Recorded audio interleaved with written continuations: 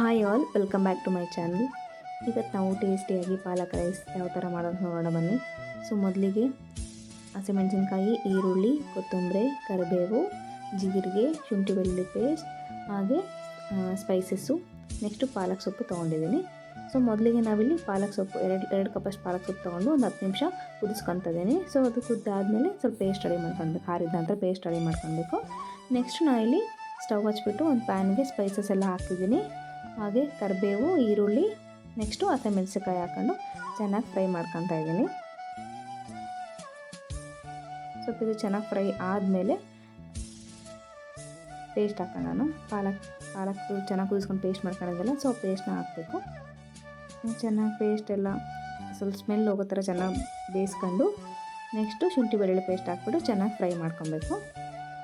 Fry ಆದಮೇಲೆ 1.5 ಸ್ಪೂನಷ್ಟು ಉಪ್ಪು ಹಾಕ್ತಿದ್ದೀನಿ ನಾನು ಟೇಸ್ಟಿಗೆ.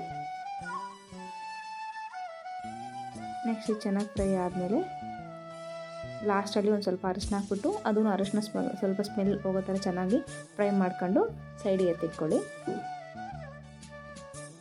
ನೆಕ್ಸ್ಟು ಮನೇಲಿ ರೈಸ್ ಮಾಡ್ಕೊಂಡಿರುತ್ತಲ್ವ, ಸೊ ಸ್ವಲ್ಪ ರೈಸ್ನ ಉದುರು ಮಾಡ್ಕೊಂಡ್ರೆ ರೈಸ್ ಚೆನ್ನಾಗಿರುತ್ತೆ, ಪಾಲಕ್ ರೈಸು.